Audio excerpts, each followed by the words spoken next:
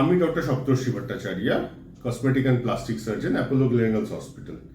আজকে আমাদের চর্চার বিষয় হচ্ছে গাইনোকোমাস্টিয়া। গাইনোকোমাস্টিয়া একটা খুব ইম্পর্টেন্ট টপিক, যাতে যেটা হয় যে পুরুষ মানুষের বা ছেলেদের চেস্টের সাইজ বেড়ে যায়। এবার এটা কেন হয়? এটার কোনো অ্যাকচুয়ালি কারণ পাওয়া যায় না। খুব লিমিটেড রিজনস আছে যার জন্য হতে পারে, যেরকম টেস্টোস্টেরন ডেফিসিয়েন্সি, হরমোন ডেফিসিয়েন্সি বা লিভারের problems. Otherwise most of them are called idiopathic, মানে কোনো কারণ নেই, বা যখন বয়ঃসন্ধিকাল হয় তখন ওটা বাড়ে। এটার কি আমাদের এটার কিসের জন্য বাড়ে? এটা হচ্ছে বেসিক্যালি আইদার গ্ল্যান্ডটা ইনক্রিজ করে তার জন্য বাড়ে, বা ফ্যাট ডিপোজিট হয় যার জন্য বাড়ে, তার সাথে ওখানকার স্কিনটাও বাড়ে। সুতরাং এই সবগুলো জিনিস আস্তে আস্তে আমাদেরকে ব্যবস্থা করতে হয়।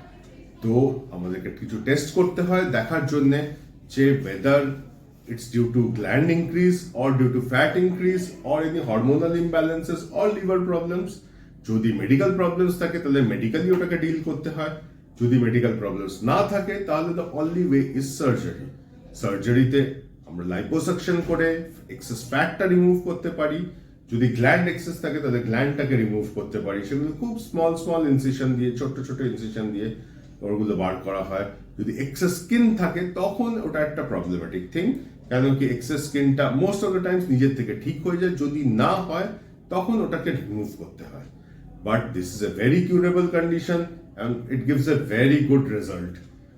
এর সাথে একটা জিনিস যেটা মনে রাখার, সেটা হচ্ছে যে after surgery you have to take precautions for around 6 weeks. একটা ব্রেস্ট বাইন্ডার পড়তে হয়, চেস্ট বাইন্ডার পড়তে হয়, সেটা কিছুদিনের জন্য।